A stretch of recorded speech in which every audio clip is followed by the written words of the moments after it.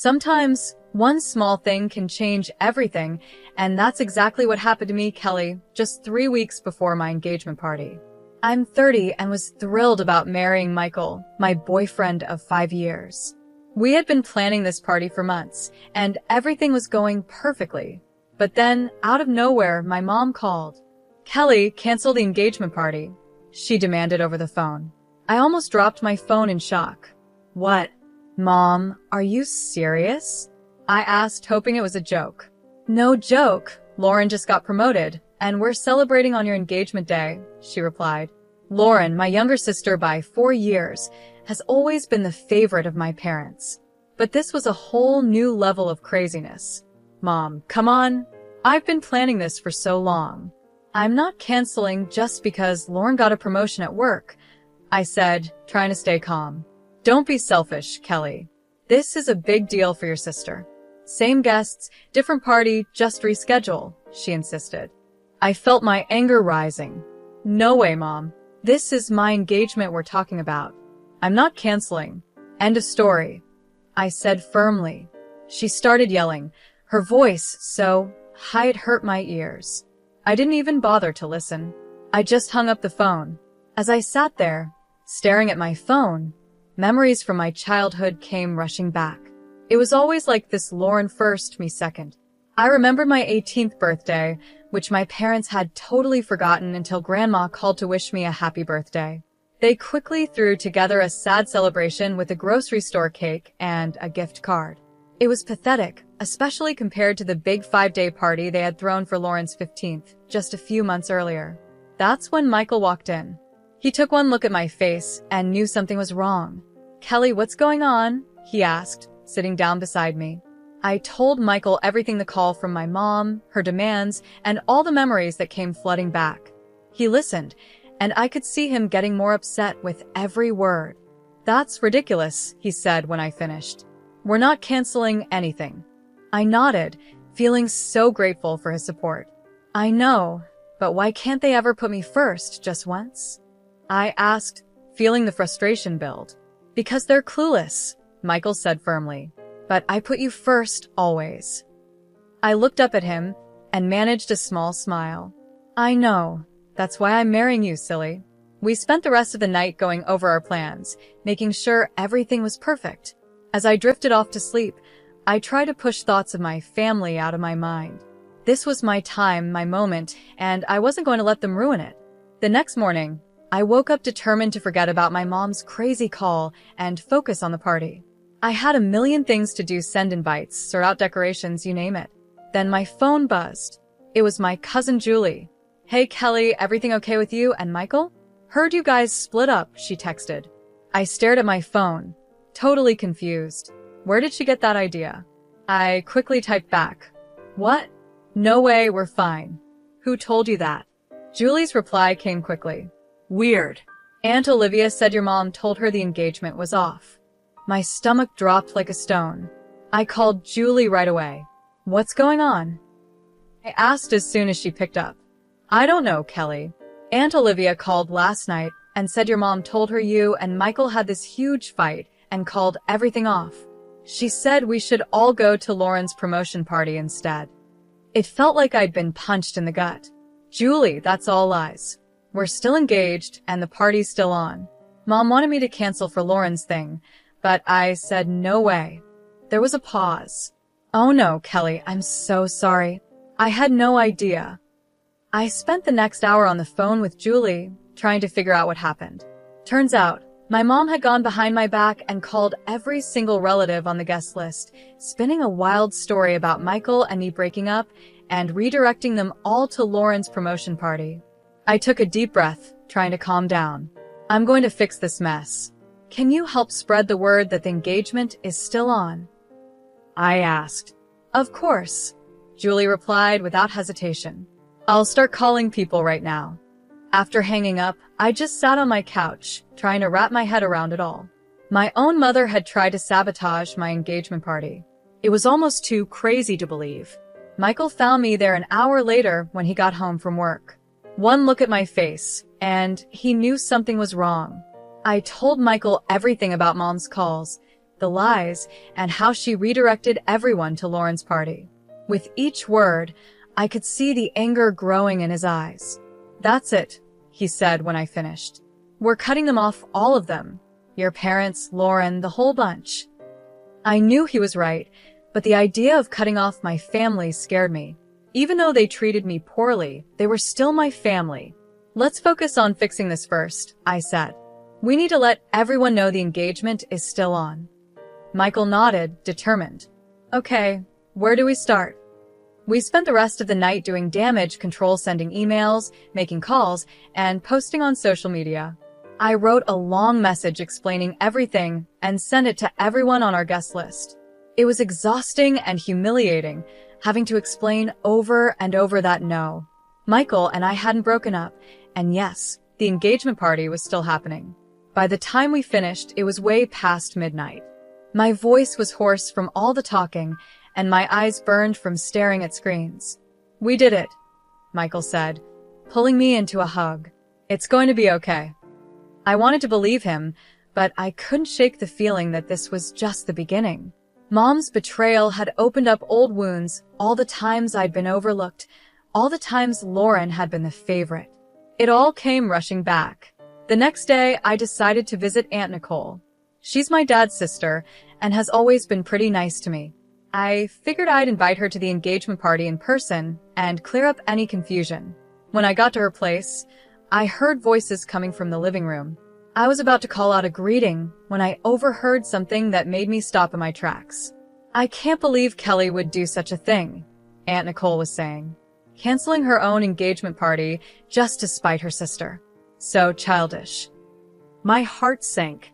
It was another lie, spread by my own family to cover up the first one. I was about to burst in and set the record straight when I heard another voice chime in. "I know, right? Poor Lauren must be devastated.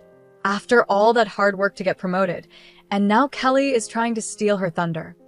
I recognized that voice. It was my cousin Maria. I always thought we were close, but there she was, gossiping about me behind my back. I couldn't take it anymore. I stepped into the room and asked, "Is that really what you think of me?" Both women jumped like they'd seen a ghost. Aunt Nicole was the first to recover, quickly putting on a fake smile. "Kelly, sweetie, we didn't hear you come in." "Obviously," I replied, my voice cold. "I came to invite you to my engagement party, but it seems like you've already made up your minds about me." Maria at least had the decency to look embarrassed. "Kelly, we didn't mean..." "Save it." I cut her off. "I want to know exactly what Mom told you." For the next hour, I listened as they revealed everything about Mom's twisted story. According to her, I had a tantrum when I heard about Lauren's promotion and demanded she reschedule her celebration. When Lauren refused, I supposedly canceled my own engagement party out of spite, saying I'd rather not get married at all than share the spotlight. It was just another lie from my family. By the time they finished, I was trembling with anger. "None of that is true," I said, my voice shaking. "Mom called me and demanded I cancel my engagement party for Lauren's celebration. I said no, and now she's spreading lies to sabotage me." I told them everything: the forgotten birthdays, the constant comparisons, years of feeling like I was never good enough. By the time I finished, both women were in tears. "Oh, Kelly," Aunt Nicole said, reaching for my hand. "We had no idea. We should have known better than to believe such crazy stories." I took a deep breath, trying to calm down. "Look, I appreciate the apology, but right now I need your help. The engagement party is still on, and I need you to spread the word. Can you do that?" They both nodded eagerly, relieved to have a chance to make things right. As I left Aunt Nicole's house, I felt all mixed up, angry at Mom's betrayal, hurt that my family so easily believed the worst about me, but also a bit hopeful. At least some of the truth was out now. The big day arrived, and I was a bundle of nerves. As Michael and I walked up to the hall, I held my breath as we pushed open the doors, bracing myself for whatever mess we might find inside. But holy cow, I couldn't believe my eyes. The place was buzzing with people. Smiling faces turned to greet us, and a warm, fuzzy feeling washed over me. The room was packed with relatives, not just the ones we had managed to reach the day before, but faces I hadn't seen in ages. "I can't believe you all came," I said, My voice choked up. Uncle Paul, my dad's brother, came up and gave Michael a hearty slap on the back. Of course we came. Did you really think we'd miss this? I've got to say, those rumors about your canceled engagement spread like wildfire, but it looks like they backfired big time, someone said. I laughed, feeling lighter than I had in weeks. I guess they did. As Michael and I made our way through the crowd, soaking up all the congratulations and well wishes, I couldn't help but notice that Mom, Dad, and Lauren were nowhere to be seen. No texts, no emails, not even a reluctant congratulations. But surprisingly, their absence felt more like a relief than a disappointment. Instead, I found myself drawn to Michael's parents, who were beaming at us with genuine pride and love. His mom hugged me tight and whispered, "We're so proud of you, Kelly. You're already part of our family." The party was in full swing when suddenly there was a commotion near the dance floor. I couldn't believe my eyes. There was my 83-year-old grandma in the middle, showing off what she called an incendiary dance from her youth. "Come on, you young ones," she called out, her eyes twinkling mischievously. "Let me show you how we used to dance back in my day." The crowd went wild as Grandma twirled and swayed, moving surprisingly well for her age. Soon, others joined in, and the dance floor turned into an amazing multi-generational dance-off. As I mingled with the guests, I couldn't help but overhear bits of gossip about all the family drama leading up to today. Can you believe what Kelly's mother tried to do? I heard Cousin Maria say to another relative, she tried to cancel her own daughter's engagement party for her other daughter's work thing. It's nuts. I know, the other voice replied. Poor Kelly has always gotten the short end of the stick in that family. I'm glad she's finally standing up for herself. Instead of feeling embarrassed or upset by these conversations, I felt validated. For once, my relatives were seeing the truth about my family dynamics, and they were on my side. As the night went on, I found myself feeling truly happy and celebrated maybe for the first time ever. The absence of my immediate family, which I had been so worried about, instead felt like a huge weight had been lifted off my shoulders. The day after our amazing engagement party, Michael and I were relaxing on the couch, reliving the awesome moments from the night before when my phone rang. My stomach flipped when I saw it was Mom calling. Against my better judgment, I answered the call. Hello. You ungrateful, nasty girl. Mom's voice screeched through the phone. How dare you? I held the phone away from my ear, her angry rant loud even from a distance. Michael looked at me, concerned, but I shook my head, signaling that I'd handle it. Mom, what? Don't you mom me, she cut me off. You've humiliated your sister. Only 5 people showed up to her party for, and they were just those nosy old aunts who'd go to anything. I took a deep breath, trying to stay calm. I'm sorry you're disappointed, but... Disappointed? Lauren is crushed. She cried all night. This was supposed to be her moment, and you ruined it with your selfishness. I felt my patience slipping. Mom, I've been planning my engagement party for months. Lauren's promotion party was a last-minute thing, and she knew it clashed with my engagement. That's no excuse. Family comes first, Kelly, but clearly you don't understand that. Before I could respond, she hung up on me. Immediately after the call, my phone buzzed with a text from Lauren. Hope you're happy. You've ruined everything. I'll make you pay for this humiliation. I showed the message to Michael, who frowned. She can't be serious. The next 3 weeks were quiet, and I started to think maybe the storm had passed. But then, one afternoon, there was an unexpected knock at our door. I opened it to find Michael's parents standing there, looking worried. Mr. and Mrs. Adam. What a surprise. Is everything okay? I asked. They exchanged a glance before Mrs. Adams spoke. Kelly, dear, can we come in? We need to talk to you about something. My heart sank as I led them to the living room. Once we were all seated, Mr. Adam cleared his throat. Kelly, we've heard some troubling rumors. There's been talk that you've been cheating on Michael. I felt like I'd been slapped. What? That's ridiculous. I would never. We know, dear, Mrs. Adam interrupted gently. We've known you for years. We don't believe it for a second. Relief washed over me. quickly followed by anger as I realized where these rumors likely came from. "It's my sister," I said, my voice shaking a bit. "She threatened to get back at me for ruining her promotion party. She must be spreading these lies." Mr. Adam nodded grimly. "We figured as much. We wanted to come to you directly rather than let these rumors spread." As they left, they promised to help squash any rumors they heard. I felt all mixed up inside. I was touched by the Adams' support and trust in me, but I was also furious at Lauren.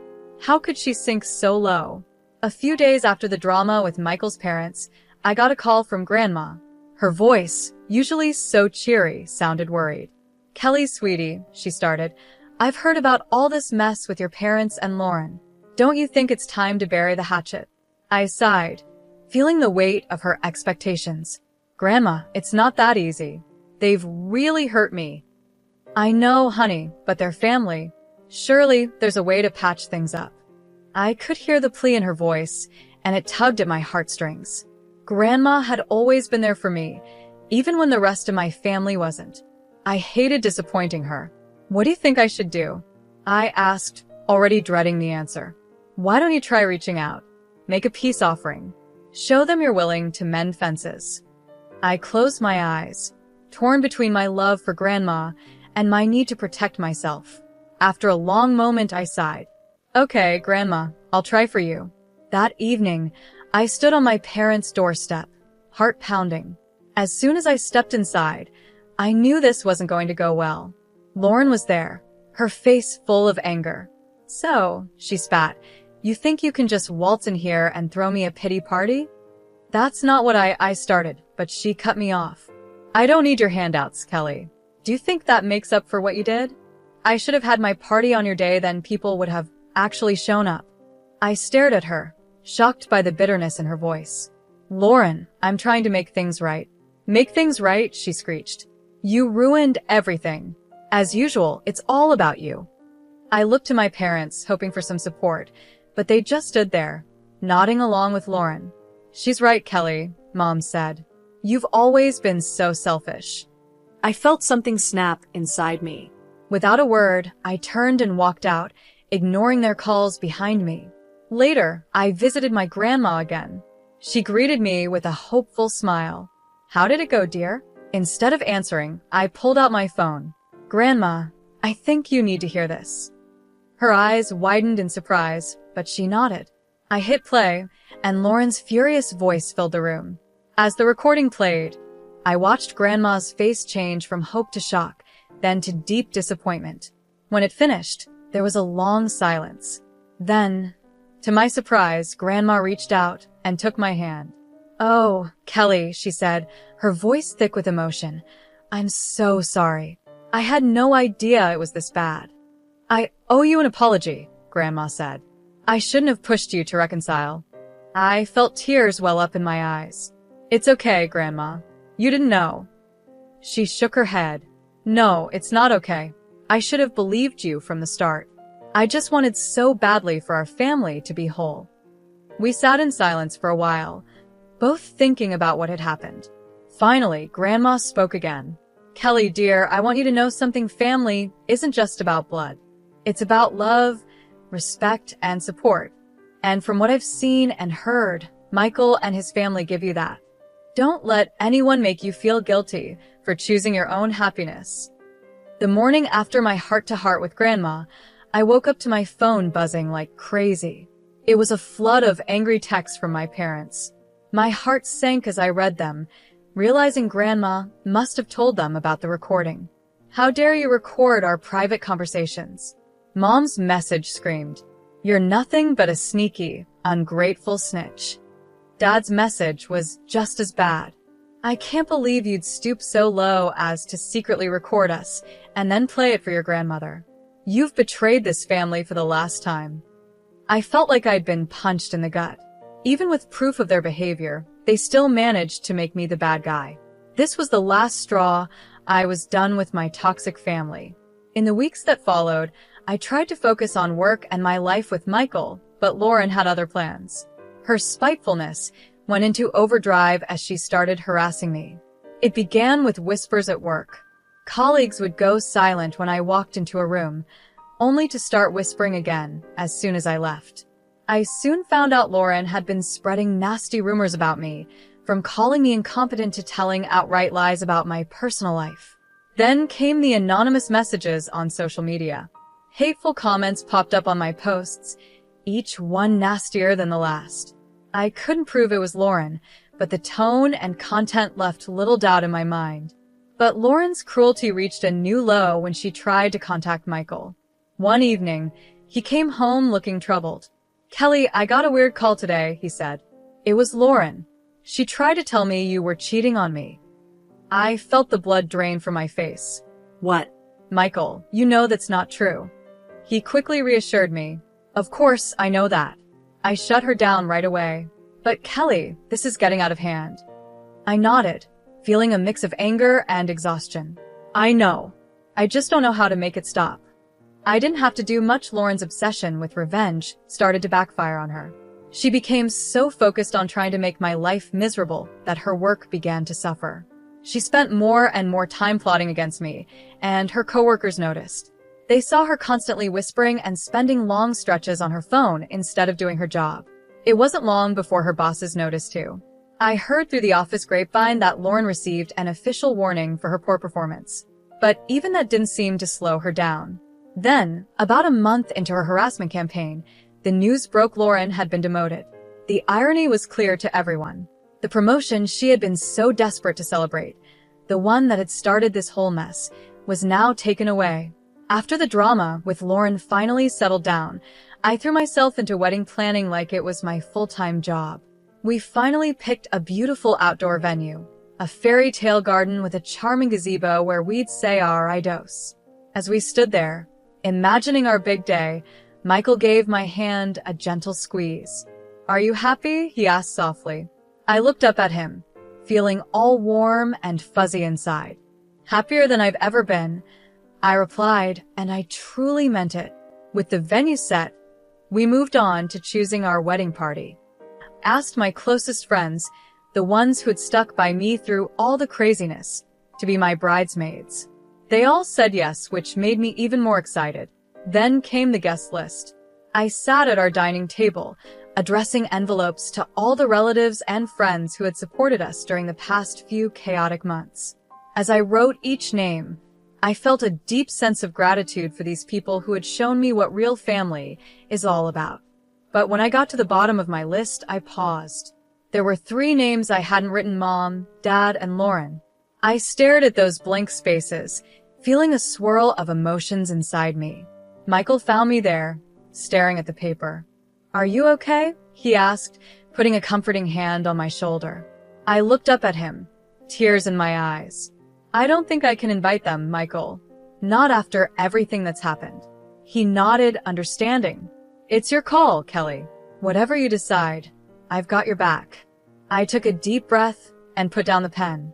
"No," I said, my voice stronger than I expected. "They don't deserve to be there. This day is about celebrating love and support, and that's not something they've shown me." As I made that decision, I felt a sense of relief wash over me. This wedding was about starting a new chapter, surrounded by people who truly cared about us. And I knew that, with Michael by my side, I was making the right choice. As I said the words, it felt like a huge weight had been lifted off my shoulders. It was a bittersweet moment, realizing that cutting ties with my toxic family was the right decision for my future. There was sadness, of course, but it was mixed with an overwhelming sense of relief. The weeks flew by, and before I knew it, our wedding day had arrived. Standing in front of the mirror in my bridal suite, adjusting my veil, I was suddenly filled with a peace I hadn't felt in years. As I walked down the aisle toward Michael, I saw the faces of the people who had supported us. Michael's parents were beaming with pride, my grandma was dabbing at her eyes with a hanky, and our friends and relatives who had stood by us, despite all the family drama, were smiling warmly. These were my people, the ones who had shown me what real love and support looked like. When I reached Michael, he took my hands in his eyes shining with love. As we said our vows, I felt a deep sense of rightness settle over me. This was where I belonged, At the reception, surrounded by laughter and joy, I had a big realization.